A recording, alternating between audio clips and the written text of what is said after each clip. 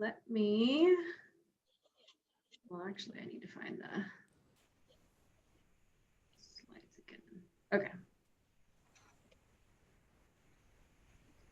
Okay, do it. Okay, so once again, welcome everybody to sales meeting.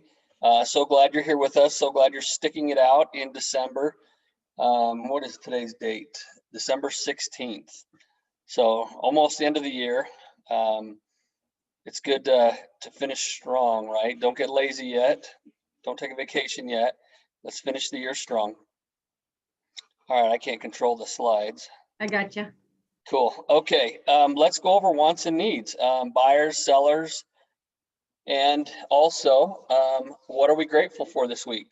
I will start out. I am grateful for my family, not to get too sentimental because I'll start crying, but I had knee surgery Friday and they've taken great care of me throughout this ordeal. I've never had something like this. So I just sit around and people bring me food and bring me drinks and well, that's what I did this weekend anyway. But crutches are fun. I've never done that before. That was my first experience. So I'm grateful to be able to walk when you can walk. Grateful to have two legs, I'll be honest with you. So I start therapy today on my knee and ready to get back into a normal walking life. So that's what I'm grateful for. Who's next?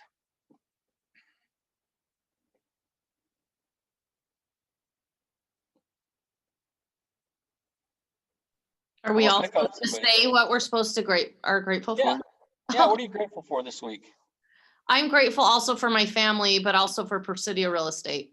The amount of growth that I've seen personally in myself and in the real estate agents in the Logan office is amazing.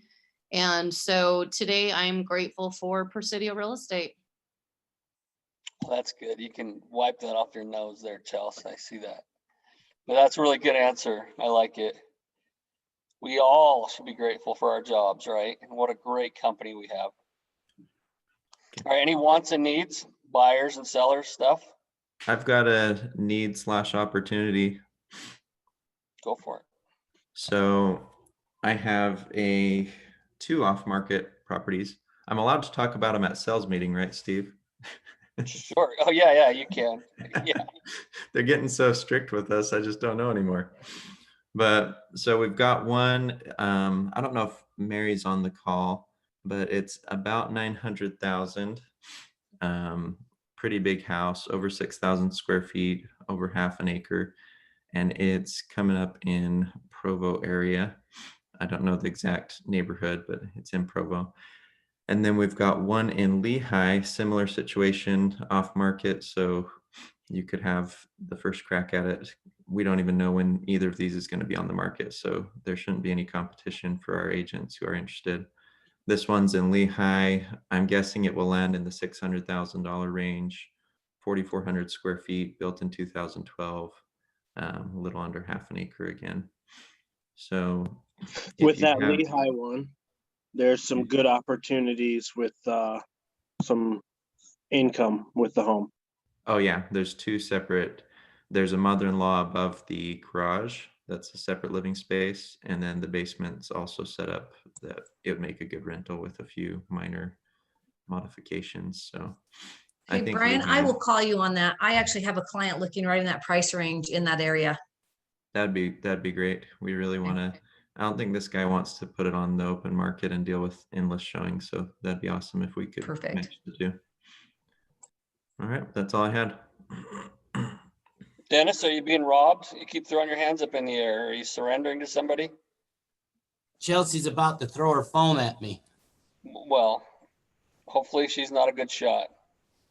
Hey, while you brought my name into it, I'd like to recommend that everybody go to Facebook at Utah Realtors. Greg and Lance do a great job.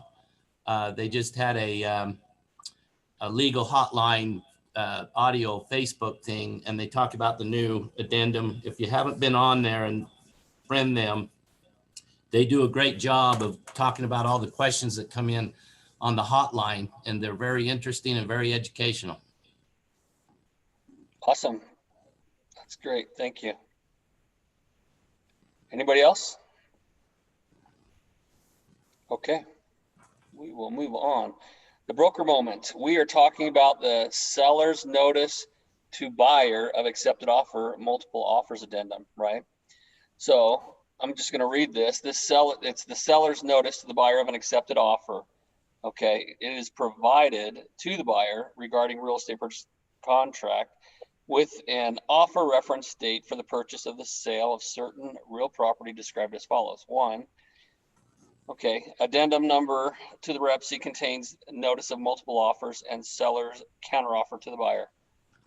And two, the seller's notice to the buyer confirms that the buyer's purchase offer as contained in the Rep C, as modified by the seller's counteroffer, is the successful purchase contract of the property.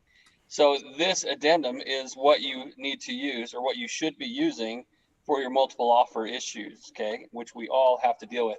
Now, question, do you have to answer, if you get, let's say you get 20 offers, do you have to send a multiple offer addendum to all 20? The answer is no. I can only see half the screen too, Wendell. The answer is no. You do what the seller wants to do. If the seller says we're going to take these 5 here and let them compete in a multiple offer situation, then that's what you do. You do it at what the seller's direction is. Now you give advice and you give the seller options of what they can do, but you always let the seller make the choice. Okay. If the seller wants 20 different multiple offer addendums going out, then that's what happens. But no, you don't have to do that.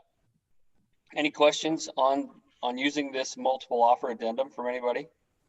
Any difficulties you've had with it? I think this is a great way to let the winning offer know that they are the accepted offer, right? I think far too often we default to sending an email or congratulations, you got but I think, remember, we want to keep everything in writing, and in writing really means on contract, right? So this is the great way to say you are the accepted offer out of all of the accepted offers. Because there's so many of those little, like, you said that our offer was the best, and you text me and you said that we were going to have that. This is really truly the document you use to say you're the winner of the multiple offer situation. Yes, and Jen's right. Verbal does not count for anything. So I've had agents call me and say, well, I kind of messed up. I verbally told these guys that was a great offer and that was the one we were going to go to. And then we got a different offer in and they actually accepted the other one in writing. Well, the other agent who they verbally talked to was like trying to say, legally, you're obligated to do this. You have to do this. And I was like, no, you don't. Verbal means nothing in real estate. Until it's in writing and signed by all parties, verbal means nothing. Okay. All right. Our weekly closers from December 9th through the 15th. Look at all these wonderful people. 37 total closings. If you see somebody and you're not on this list, ask them what they're doing. Let's collaborate with each other and work together. Let's grow this company and grow this business together. It's great. Look at all these wonderful closers that happen. So Good job, guys. all right, and our capper for this week is Mackenzie Harrison. Good job, congratulations. I don't know if she's online today. And then we actually had another capper I saw on Facebook too. We had 2 cappers. That's right. Dallin Dickerson capped as well. Yep. I wonder if he'll be on the next week. Oh yeah, maybe so. We'll make sure. Okay, our company goal for Max Gift is we're probably a long ways from it. Don't forget to contribute to Max Gifts for the Children's Cancer Foundation. Go to our website, go to the back end, go to our public website. The link's right there, right in the middle. And you can just click on it and donate. It's a great and worthy cause. Okay, do we have White Knight Insurance with Amy on? I don't think she's on today. Okay, I can't see people, so how about Mike Johnson? Is he on today? I don't see him either. All right. Well, Mike was going to announce the winners of the ugly sweater contest. I know they were posted online. I don't have the list of who won those. Yeah, for sure. Okay. All right. Well, Stephanie did. She was on here. see who else. Do we have any vendors on? I know Lisa Atkinson won one of those ugly sweaters. I see. Yeah, that's right, Lisa. There she is. There's Lisa. Yep, you won Was too. it really ugly? By ugly we mean super cute. Both of you guys were so Yeah, cute. I was like, those are cute. Those aren't ugly. I should have put on an ugly sweater and just entered for the heck of it. After I saw those, I'm like, man, well, good job. Congratulations, Lisa. Okay, Jen is going to educate for today. She's going to be our educator, and we're going to turn the time over to her. All right. Oh, let me get my slide back to 0. And okay, super excited today to kind of teach the exact same thing we learned last week, but maybe from a different perspective. So let's go to slideshow and from the beginning. Okay, so we're talking about obviously your year-end review and new year planning. Okay, so I wasn't able to stay on last week, so hopefully you learned something new today and you feel a little bit closer to understanding yourself and your business and your style and how to get to your goals, right? So the first thing I want everyone to do is pull out a pen and paper because you're going to be writing a lot today, okay? And Steve's going to be our background music when you are. Okay, just kidding, Steve. You did a good job singing on that video, Steve, but we're not going to ask you to sing. Okay, so the why. The purpose of conducting a year-end review is to look at your business from afar and assess your processes and system from a different point of view. Okay, so that's what we're going to do today, and that is why. So here's a couple questions for you to ponder. What are my biggest accomplishments and disappointments this year? So take a second and write those down, just 2. Biggest accomplishment, biggest disappointment to yourself. And then where do I see room for improvement? Think about that right now too, okay? Just kind of put that in your mind. And then what new roles am I willing to take on, okay? A couple things to ponder for a minute here, and then we'll get into the work. Okay, so although it's important to know what things didn't work and focusing on them only discourages you, I want you to make a quick mental note of what didn't work this year, okay? So if you set some huge goals out there of, I want to sell 50 homes this year and you only sold 10, you're going to feel as though you failed. But what I want you to do is not focus on that. Let's focus on what didn't work to get you there and keep that fresh in your mind rather than I didn't actually hit my goal, okay? Let me move this so I can actually read. So put your top 3 accomplishments of the year, and then identify steps that took you to achieve those goals.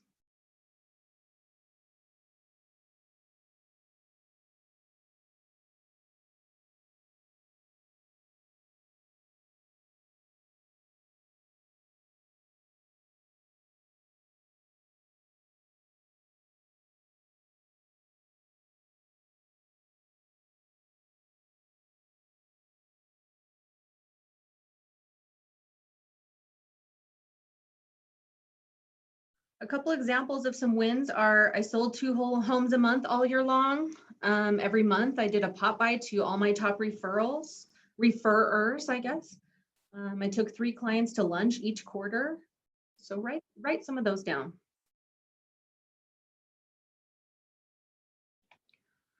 Okay, so again, avoid the fails. If you only focus on what went wrong and didn't work throughout the year, you will not be motivated or inspired to pursue additional goals. So again, don't want to gravitate towards any negativity, more so just understanding what happened and what obstacles came in the way, okay? So just make a quick mental note of that and then move on.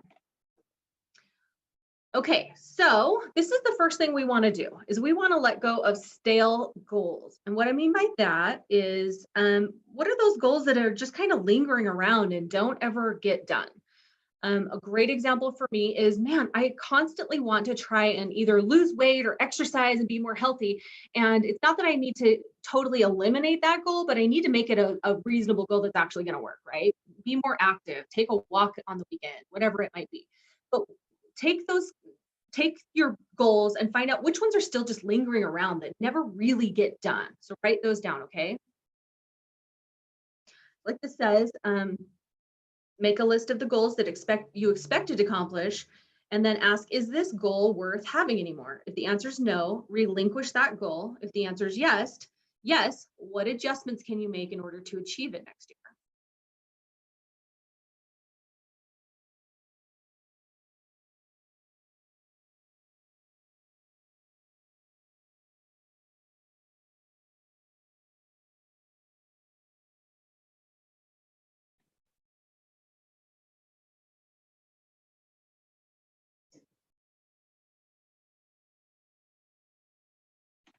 Okay, so now that you've kind of identified the ones that are a little moldy, what was the missing piece? It's important to know why your goals didn't work so that you can plan for the future. So take a look at them.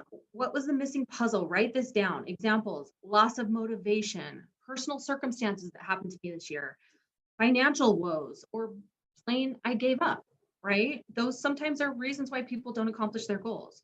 Knowing this will help you understand your future goals and help avoid them going stale again. So write down what the missing piece was, why you didn't hit those goals.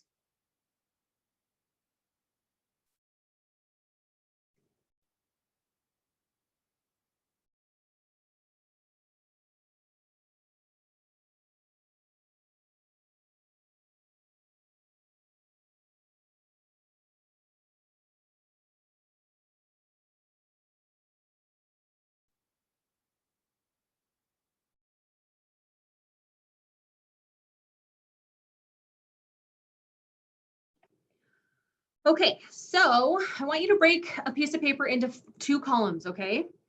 After letting go of the goals that failed, we're just gonna kind of shake that off, right? Now make a long and detailed list of everything you want to accomplish in 2021.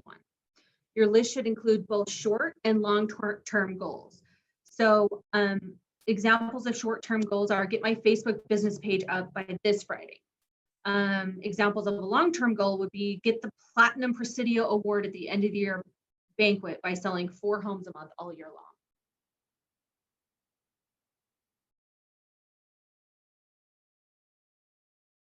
So again, 2 columns, short-term goals and long-term goals for 2021.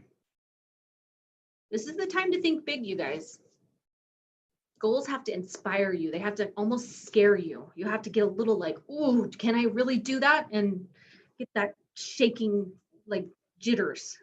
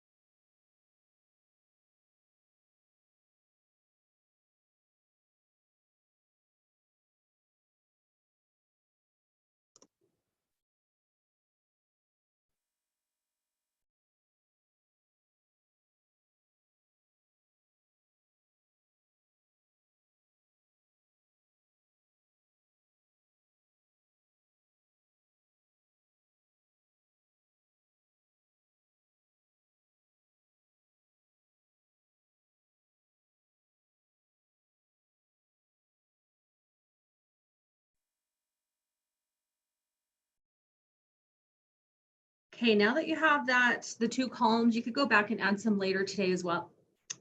But let's, the next step I want you to do is identify potential obstacles that could get in your way of achieving those goals, the short term and the long term. And be realistic. If it's, this week I'm swamped with Christmas presents and delivering cookies to the neighbors. So this week my short term goal might not happen. Be realistic, because if you identify those potential obstacles right now, that will help you understand really truly your timeline and what can be accomplished. Write down a couple obstacles that you might see that could get in the way of achieving these goals.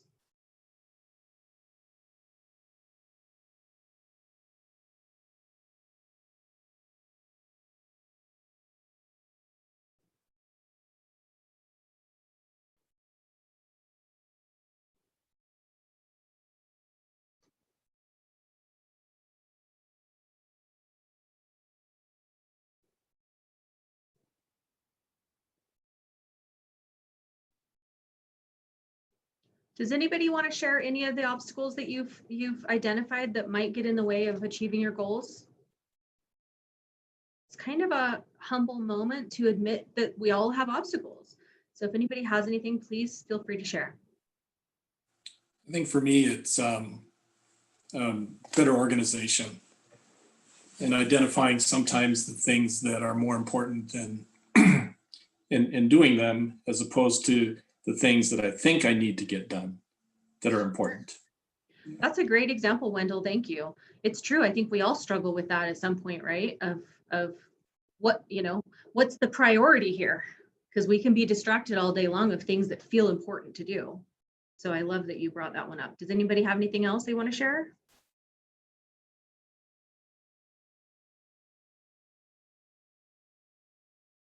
Okay. So now I want you to take all the goals that you've written down, short-term and long-term, and set some realistic timelines of when you think you can get those things done. Assigning a final due date to each of your goals and set mini deadlines along the way for you will accomplish particular elements of your goal. Setting a timeline will hold you accountable for completing necessary tasks. Now, we've all heard this over and over again, like set a realistic goal, set a timeline when it will get done. I think that obviously holds you to an accountability part of it, right? And if you write that down, I want you to, obviously you'll feel that. If you're writing down by next Friday, I'm going to have my Facebook business page up and running and pre-post 15 posts for the month and have them automatically go. If that's your goal, and you're going to do by next Friday and you write that down, you're going to feel accountable to that. So put some realistic timelines on your goals right now.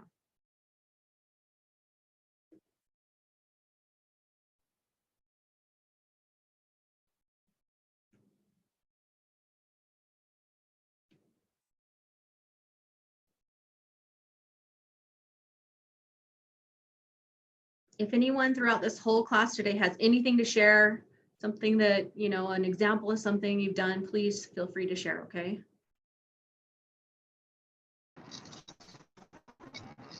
Jen, I have something. Yeah. So when I write my goals, and I know it's not super clean or whatever, but I do keep a dry erase marker in my bathroom and I write it on my mirror because that's the one place that I look at multiple times a day. So first thing in the morning, last thing at night. So any major goals that I'm working towards, that's kind of where I write it with my dry erase. And my husband makes fun of me. He's like, can I erase this? Can I clean this off? Because I have all these things like written around like a lunatic. But for me, then it's in my face and, and I see it. So I love that. That's such a great example because, in real estate, we're pretty big on doing those dream boards or writing down goals, right? And yet if it goes in a drawer or those dream boards, I would never hang it on my wall. It's kind of ugly and cluttered. And so if it goes in a drawer or somewhere, I won't remember. So I love that you put it on your mirror and you see it, 2-3 times a day. That's a great example.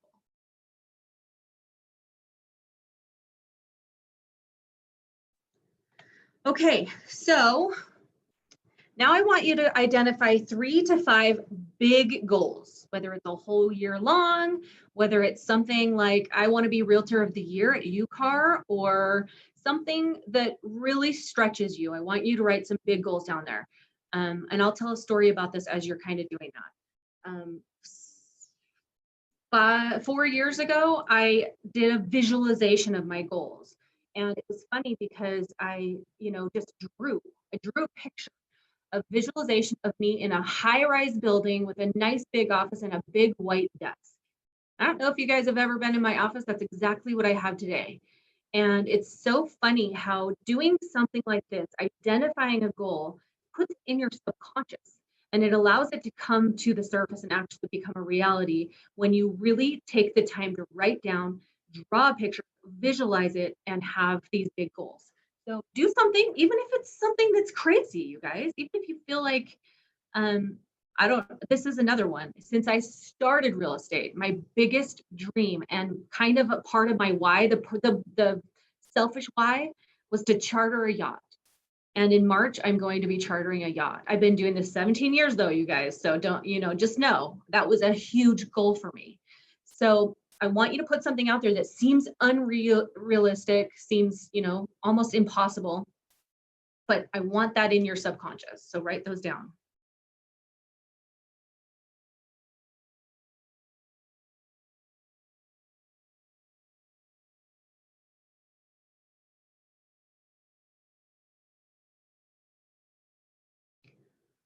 We also don't want too many goals because we don't want you to, you won't know where to begin, right? If you just have 20 goals to hit. So just 3 to 5 is the right amount, helps you kind of not feel overwhelmed and prevent you from fulfilling all your aspirations. Anybody have any good examples of setting a big goal that they almost didn't believe would happen and then it did?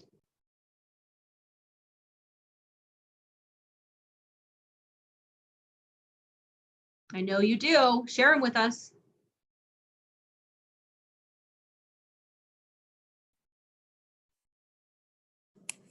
So what if it's not real estate related? Great, I love it. Just like I said, I wanted to charter a yacht. So all through high school, I worked at a little local restaurant. I wanted to own the restaurant one day. So 15 years later, $10,000 in a dream, and I bought the restaurant, turned it into a success, and actually sold it. Made quite a bit of money even this year with COVID because I brought the sales numbers so high. I love that.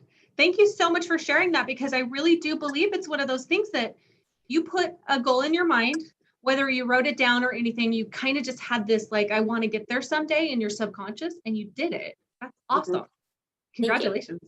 Thank you. Who else has something like that?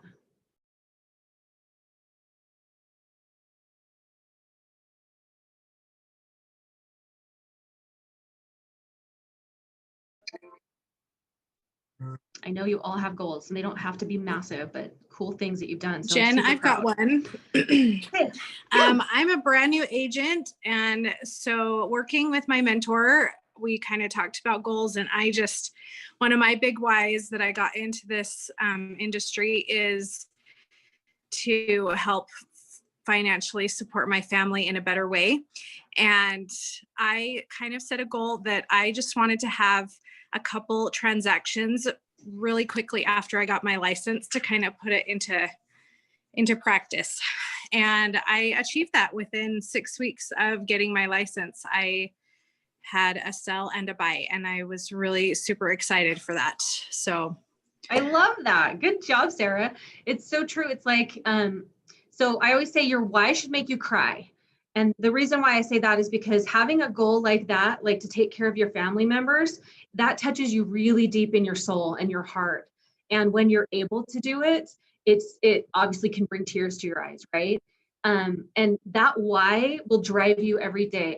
And some of you are fairly new here and haven't heard my story of my why. My twin sister went through a bad divorce, and she was, bankrupt, didn't have anything. She had a brand new baby, and she couldn't feed the baby. And she had called her bishop to help feed the baby with milk, right? I just need a gallon of milk. And I just remember feeling like, oh my gosh, I need to help her. I need to make sure she never, ever goes through this, has to feel like she has to ask somebody else for help financially. So just like Sarah, my goal was to help my family as well. And that seriously was the rocket ship that got me where I was at, to make sure if any one of my family members went through something hard, I could help them. I love that, Sarah. Thank you. Congrats. Okay, let's move on unless anyone wants anything to share. Okay, so we want you to make sure that you follow up on your goals. So assess your progress after 1 month, 3 months, and 6 months.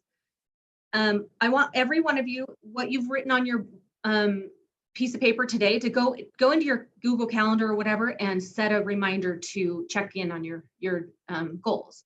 When you're checking in, again, that's a little bit of accountability to hit these goals that you really want to do. So check in. Where have I been? What have I done? Have I been distracted? Have I forgotten this goal? So put those 3 times in your calendar so that you have that moment of going, am I going to hit this goal? If not, again, we want you to go through this process again. Is it stale? Is it something that I shouldn't have as a goal? Is it something I don't really feel connected with so that I don't get there? If that's the case, get it off your goal list, okay? Let's see. Whether or not you're following your timeline that you wrote on there, I want to get this done in a week. This timeline, the follow-up, will help you make adjustments where needed. It's one thing to set goals, it's another thing to accomplish them. If you're consistently following up with yourself, your business will be more likely to succeed. Okay, so I want everyone to do that.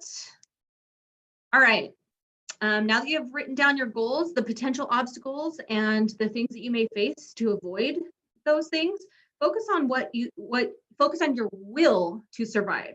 Just as a human swims in order to not drown, you will need to fight to succeed. We believe in you and your goals, and we want to help you in absolutely any way that we can possible. So I want you to, really truly dig down deep. Where there's a will, there's a way. We want you to, really believe in yourself. We so believe in all of you. I mean, we have the most incredible agents at Presidio. It's so humbling and beautiful for me to be a part of seeing all of the things that you guys accomplish and the goals that you hit and the things that you do. I mean, it's super inspiring to me. So we want to help you get there. And one of the things that we're going to be doing, we do this every year. And this year, obviously, as we're a little bit bigger, is we are, I'm going to have Steve help me with these as well. It's just kind of your yearly goal setting, one-on-one setting up with us. So we have the Sign Up Genius like we did last year, just our calendar. If you want to sit down with us and write, kind of figure out setting your goals and how to get there and what we could do to help you accomplish them, we want to do that. So I'll put the link in the chat here. But let's just kind of open this up for a minute and let's just kind of talk goals. Tell me your thoughts. Tell me your feelings. Obviously, we have a little bit of time left. And so I just kind of want to hear everyone's thoughts, feelings. If you want to share your goals with us, we'd love to hear that. That helps with accountability. So just go, open forum.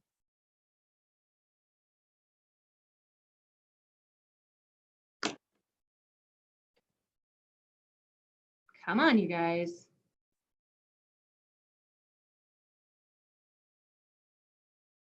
What are your thoughts and feelings on goals?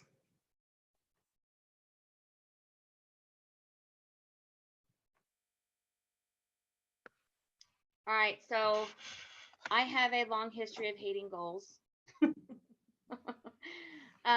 Just because, especially New Year's resolutions, because I could never get them done. I didn't know how to manage myself to accomplish them.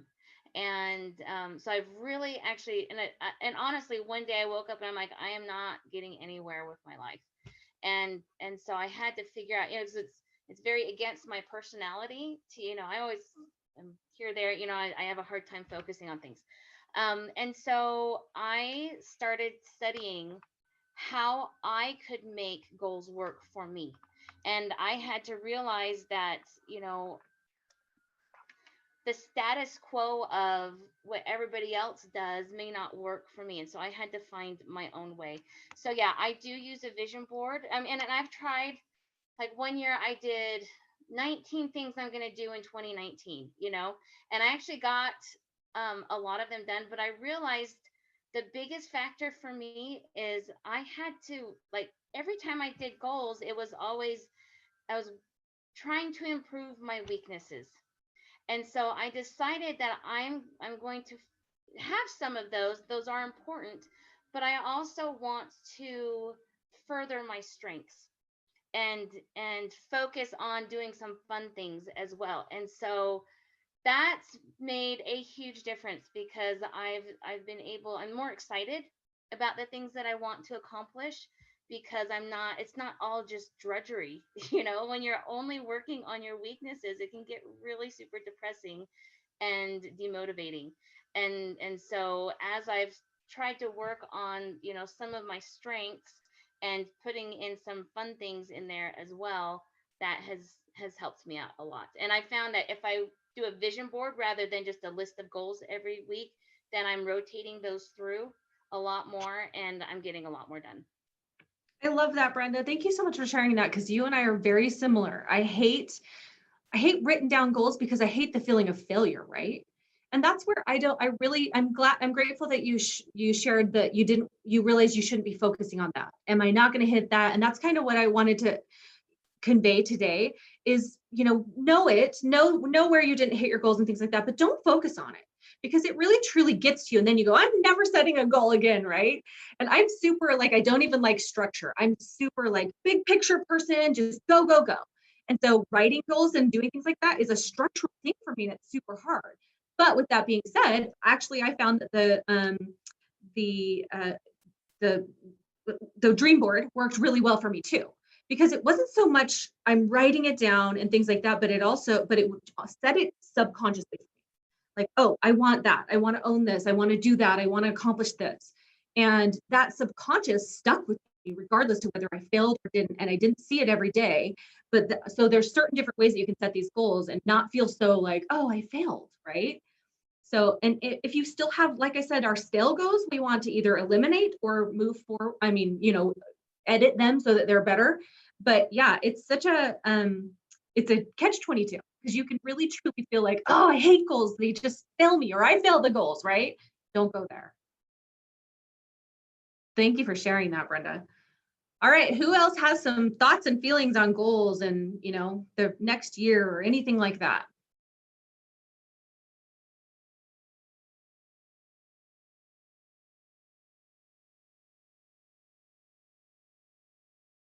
I know you do. You're all thinking it. I can see it on your faces.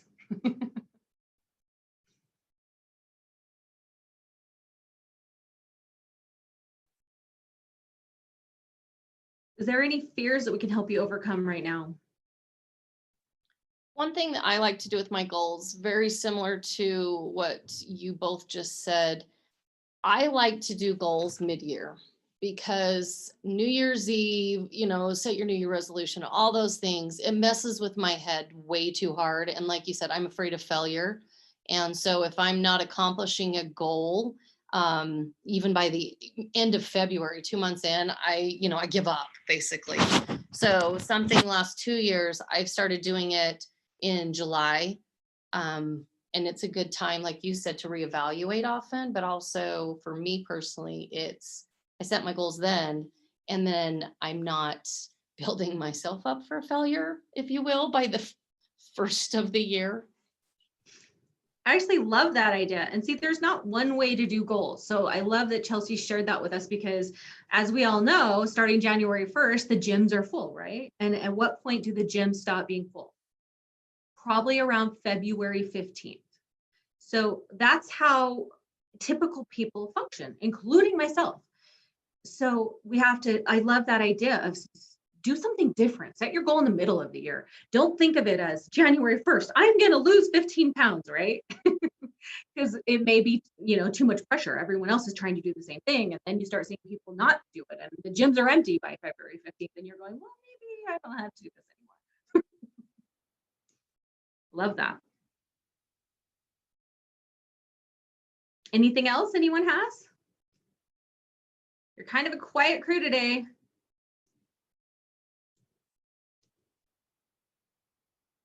Okay, so anybody want to share a big goal that they set and accomplished it and how they felt?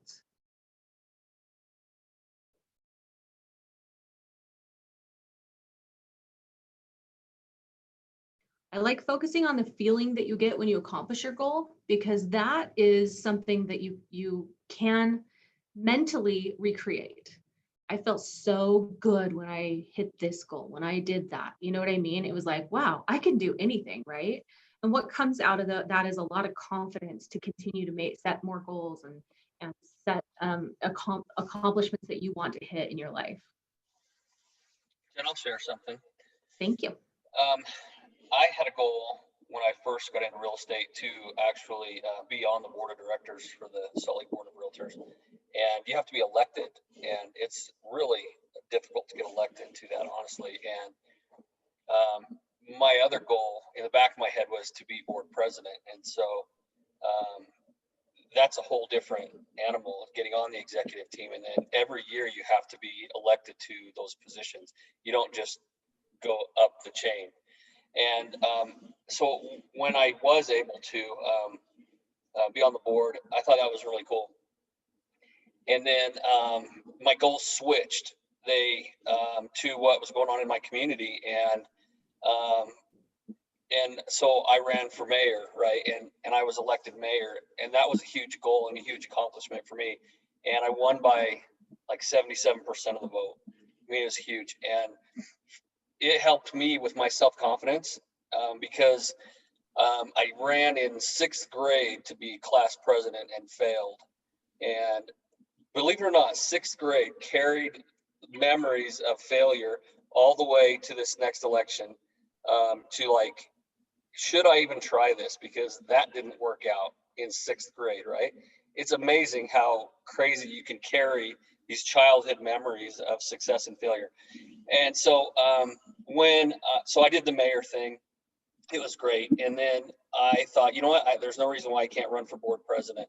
And so, yeah, I'm president-elect starting next year. So that I'm board president, right, 2022. So it's such a great feeling of accomplishment and relief. And I don't like to think as a popularity contest, but more of something that I've worked hard and achieved. So. I love that, Steve. Thank you so much. And it is so true. Our fears can hold us back greatly, right? And so we don't want to focus on feeling like not accomplishing a goal is a failure.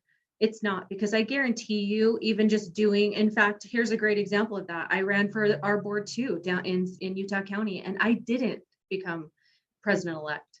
I don't feel like that was a failure. I feel like I attempted to do something great. Attempted to do something out of my comfort zone, because I hated the feeling of calling people and saying, will you vote for me? Will you vote for me? And yet I did it. And so to me, it was a huge success that I attempted to do something totally out of my comfort zone. So I love that that's such a great example, Steve, that you could carry something from 6th grade. But I want to impress on everyone how, not hitting your goal isn't a failure. If you attempted, that's a huge success. Anybody got anything else to share with us today?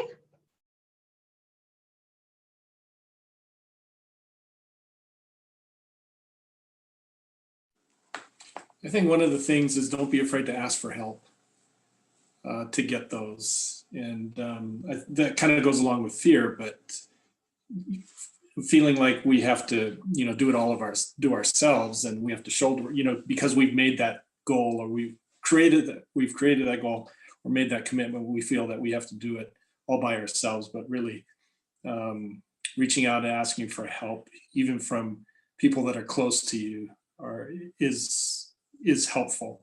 But I find that a hard thing for me personally to ask for help. Sure, that's a great example. It's super hard, right?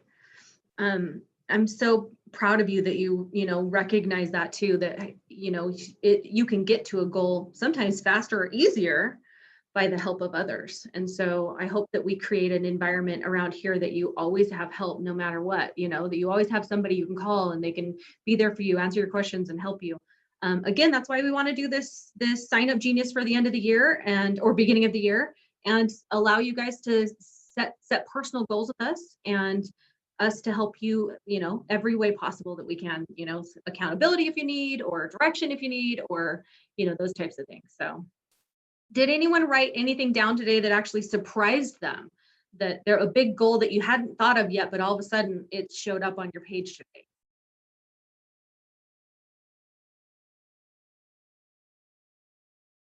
Yeah, Wendell, what'd you do?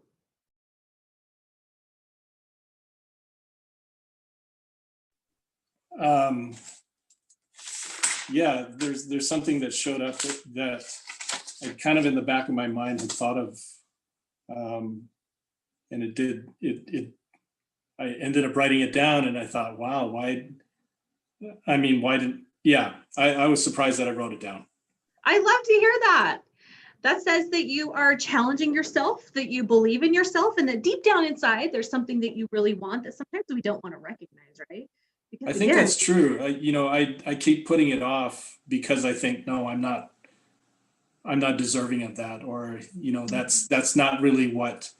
I'm not deserving of that. But when I put it down, it was kind of like, oh yeah, that makes sense. I love that you dared to do that. So when you come in for your one-on-one with me, I can't wait to go through it with you, and we're going to get you there. That means I have to invite you. That's right. You have to tell me what I have it to is. invite you to my goal That's perfect. when I get it. Yeah. Anybody else have any thoughts or comments or anything on goals or setting for 2021 or anything that us together as a group can support you or talk through with you or help in any way? Don't be shy.